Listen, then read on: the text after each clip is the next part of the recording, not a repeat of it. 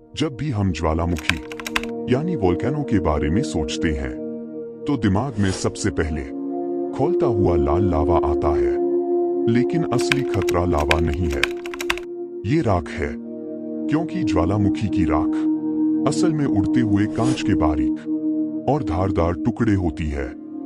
ये इंजन बंद कर सकती है, फेफड़ों को नुकसान पहुंचा सकती है और पूरे शहर को अंधेरे में बदल सकती है।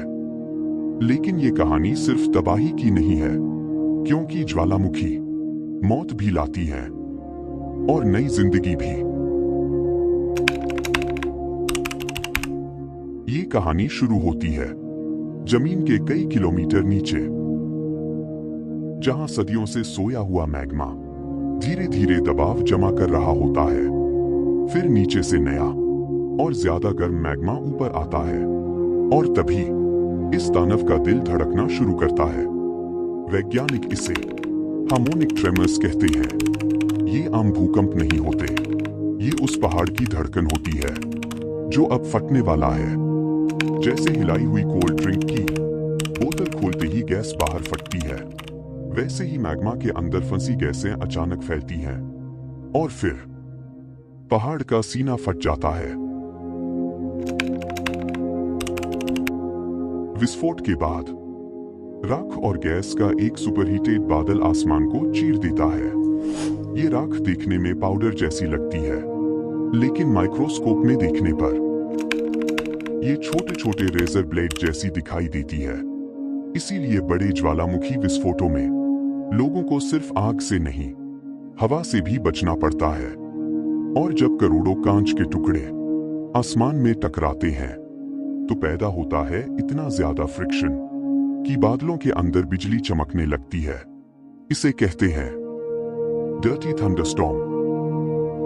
एक ऐसा तूफान जो किसी साइंस फिक्शन फिल्म जैसा लगता है।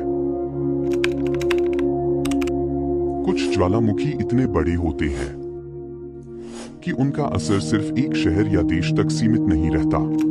1815 में माउंट तंबोरा के विस्फोट ने पूरी पृथ्वी का तापमान कम कर दिया था, इतना कि अगले साल को कहा गया द ईयर विदाउट समर। लेकिन कहानी यहां खत्म नहीं होती, क्योंकि जहां सब कुछ खत्म लगता है वहीं से नई जिंदगी शुरू होती है।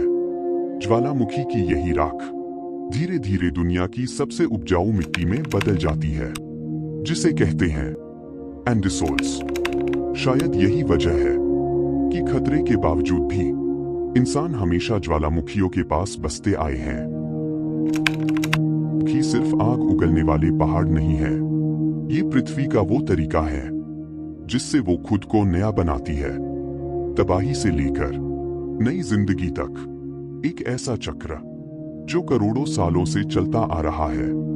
अगर आपको विज्ञान की ऐसी अनकही कहानियां पसंद हैं, तो वीडियो को लाइक करें और नीचे बाइट को सब्सक्राइब करना ना भूलें।